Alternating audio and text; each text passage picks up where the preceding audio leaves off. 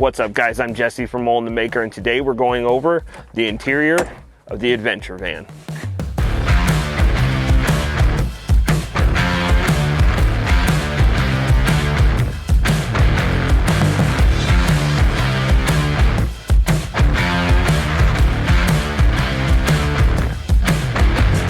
Today's sponsor of the video is Walls Outdoor Goods. They make high quality workwear like this shirt and these rip stop shorts, so make sure you check them out. They have whether it's winter or whether it's summer, they have all the work gear you need. I wear them camping, I wear them riding my huck, and I wear them in the shop. So make sure you check out all their stuff at walls.com. So the first start of the interior was to do the flooring. Now if you didn't check out the first video, we go into detail of how we did the subfloor. So make sure you go check out that video if you want more detail, but basically we put down some insulation, put down some plywood, and now we are good to go to start building out the interior. After the subfloor, it was time to move on to the ceiling. We did the same similar process to the flooring as we did the ceiling. We used a tape that was a metal tape with some black tar. Now we got a tip from some people that it helps dampen some of the rattle noise when you start taking out all the insulation and everything. So we kind of line that on every section. After the tape, we added some wood to the ribs all the way across. That way we had somewhere to drill into with the tongue and groove ceiling at the end. We added 1-inch insulation in every gap and tried to fill it as much as possible. That's really gonna help at night when we're camping and keeping that heat and that cool air enclosed. After the insulation was in place, we used cedar tongue and groove and just drilled them right to those pieces of wood we added to the ribs. Pretty easy process. We started in the middle because we wanted to make sure that all the lines were straight. And we didn't want to start on one side and by the end of the sides, because the sides aren't straight, that it would be all crooked and didn't look good. After the first one was in place, we just added it all the way on one side and then worked the other side. We used 1 1/4 inch screws with a fat head and drilled them right into those ribs, and it was a piece of cake. Pretty easy process. After the ceiling was done, it was time to add some shore power. Now this will be connected up to our SeeDevil generator. This solar powered generator will be a battery that we can run the fridge off of and charge our cameras and basically all the electronics that we take with us camping. The first step in the process is a little scary because you're drilling into the side of the vehicle. So we used a hole saw that was the perfect diameter for the shore power. This shore power we just got off of Amazon. It was relatively inexpensive. Now we got a bunch of comments while we were doing this process that we shouldn't have used silicone. So we went back later, took it off, and used the proper automotive sealant that it was similar to the same stuff that we used for the FlareSpace in the first video, so you can go check that out. After the shore power was in place, it was time to add an outlet to the back end that we could hook up a smoker or other things to outside the vehicle. Like I just stated, we have a SeeDevil generator. It's a 2,000 watt generator with a USB-C hookups, USB-B hookups, and along with a bunch of outlets that we can plug stuff into. This thing works really good. After testing it a few times, it will run our fridge, our IceCo fridge, for a very long time off grid, and so we don't have to worry about dry camping somewhere or up a canyon and losing power and our food going bad. Let's go inside the van where we start building the cabinetry. So the first cabinet we built was the battery cabinet. Now this battery cabinet's probably the most important because it has to do with the most function, including the SeeDevil. So we had to work around a few different things. First off, we put the shore power under this window, so we needed to make sure that the cord from the shore power could hook up directly into the SeeDevil. We also needed to make sure that the cabinet was big enough to fit the SeeDevil, but we wanted to make it small enough that we could put another cabinet underneath that is a good size that we can store additional stuff. We had to work around the fuel port as well. The fuel port juts out on the bottom shelf quite a bit, so we had to make sure that the shelf was also tall enough that the fuel port was underneath this shelf. For the construction, we used 2x2s and pocket hold them together. Then we faced the entire cabinet with 1/2-inch ply.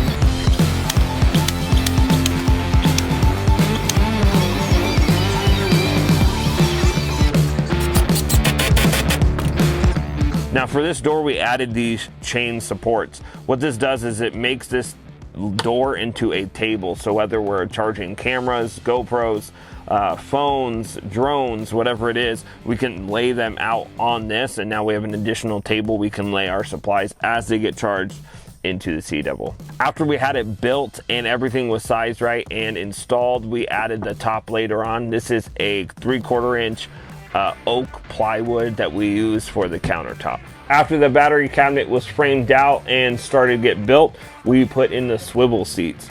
Now these swivel seats add a ton of space to the camper, because not only does this van, if you didn't have swivel seats, you basically lose almost 3 feet of livable space in the van. Now you have somewhere to sit, you can work on a laptop, whatever it is. This adds a ton of different aspects that you can do, including putting a table here and eating.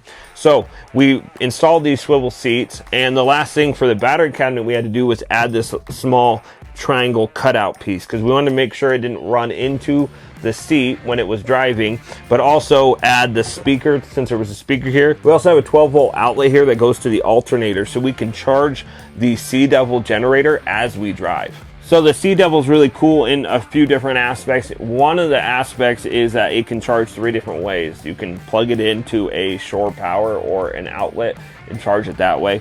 You can use solar panels, which we have a few that we've done, and it charges that way as well. And like I just said, you can plug it into the alternator of the car, so while we're driving, it is charging. It's pretty cool. Let's move to the back of the vehicle. We're going to show the next 2 cabinets. So the first cabinet we started to build was on the passenger side. This cabinet's going to have 3 different compartments. It's going to have a large compartment that opens on the top, and they'll have 2 other compartments. The one will be able to get access from the back. The other one will be able to get access from the side door. We used pocket holes and some pocket screws to really frame it out with 2x4s and 2x2s. Then we just faced the cabinet with some 1/2-inch ply. Really simple. And then the top, we just added a 3/4 inch plywood, just so it had a little bit more of like a countertop width. Now on the other side, we wanted 1 large cabinet. And the reason we wanted 1 large cabinet is because we wanted to fit the entire bed system in 1 cabinet where it's all completely contained. Now the only thing that won't fit in there is the mattress. The mattress is obviously pretty large. We did get an RV mattress that folds up, but is so large, and it comes with a case, so it will just slide on top of this and kind of shove over, and so it's still really good storage. But when it comes to the slats or the bungee board, which is what we're using, and the supports that go across the cabinets, those will all be stored into this larger cabinet. We also put an outlet over on this side, that way we can plug anything in from the back. And we also have an outlet in the middle of the cabinet that the fridge will be plugged into. Now for the bed system, we added a French cleat picture hangers. It sounds a little weird, but we added it across some 2x6s that we had installed into the body of the van. Now those will have these IKEA bed supports, where really they're just made for a middle support, but they're very strong, very durable, and they expand, so they shrink down and can fit into our cabinet. Now the French cleat have a hook that comes off of the wall, so you can add the IKEA boards or slats right onto the rail, and it holds them in place. We also made it so they were the same height as the cabinet, so now we don't really have to worry about laying on it, or making sure it can hold our support, because those rails just sit on top of the cabinet, so we're laying on 2 large cabinets on both sides. We got 4 of those IKEA supports that will go lock in on both sides. Then the bungee board will be able to lay across those slats, and then the mattress on top of that. We like this functionality because you can tear it down pretty easily. It takes less than a couple minutes to put up, and it will fit away and store away, so we can have things in the van like this Huck cycle, or maybe a mountain bike, or whatever we want. We can take down, tear up, and it takes a few minutes. Now we went with the IceCo 60-liter dual zone, so you can have a fridge and a freezer if we want, or 2 fridge compartments. But the first step was to install this glide. Now we really like this glide because you can push it in and it goes all the way in, and it also has 2 stopping points, So if you just want to access the fridge, you can stop it there, or if you want to access both, you can pull it all the way out. Now, it's a really simple, easy process. We just screwed the entire fridge down to the studs that we have in the subfloor, and we added screws throughout the entire base to make sure when it's fully extended and there's a lot of weight, it wouldn't rip up. We love this cooler because of the size, so you can have a lot of food in here, and it doesn't take a lot of power to keep cold. Our solar powered generator, this plugged into that, it'll last a very long time. So far with all our tests, it has lasted over a week just off the generator, which is pretty amazing. Now, these are designed so you can have them run off a 12 volt, and also that both of these are customizable. So if you want this one at a specific temperature and this one at another, so you can change those within the panel very easily. And if you wanted this to be a freezer and that to be a cooler, or vice versa, it's a really cool design, and we love the latch system. They're made very durably, and we're really happy with this fridge. After the fridge, it was time to start painting. We started with the flares. We know we wanted to paint them black, but we also wanted to add some character. So Sam and Brooke went through and added some topographical map designs on the flares.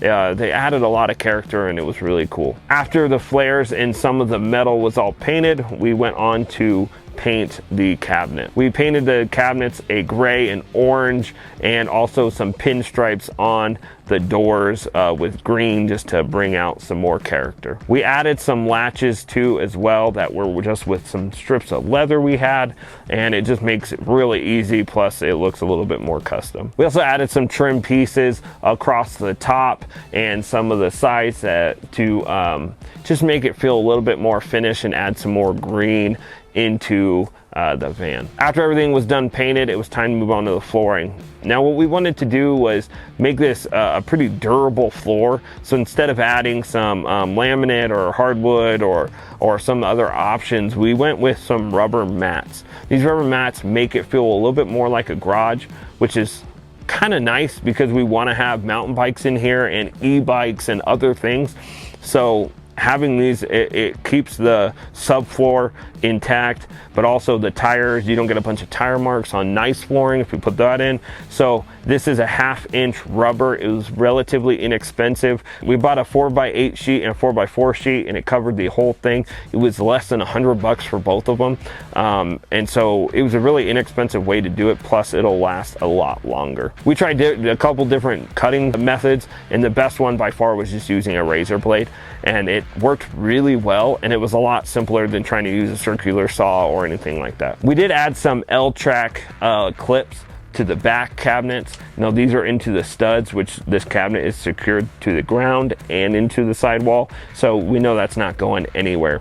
But this allows us to tie down an e-bike tire or mountain bikes or anything we want to do, like a cargo net. We can have it on both sides and keep everything in the vehicle. There's also an L-track across the bottom, which give us a bunch of different mounting points, and also a few of these circular ones up on the cabinets up front as well. The last thing for the interior of the project is the doors. We added 1/2 inch plywood to every door. We cut out where the speakers go and some of the handles and some of the unlock and lock buttons. It was really easy. We just used a jigsaw, measured it all out, and just used some pre-drilled and used some screws to attach, and then painted. Now, as you can see, the doors are mostly empty right here, and that's because we were going to eventually mount some things to it, like a hatchet or some other camping essentials, but we don't really know what we want to do yet. As Sam and his wife go out camping, they'll figure out exactly what they want and how they want to set it up, and we'll go through and add more as we get experience and figure out what we want to do. This interior was really fun to do. Our whole goal was to make it customizable, so that way Sam can have an e-bike in here, or he can have his mountain bikes, or already have the bed set up with a bunch of totes.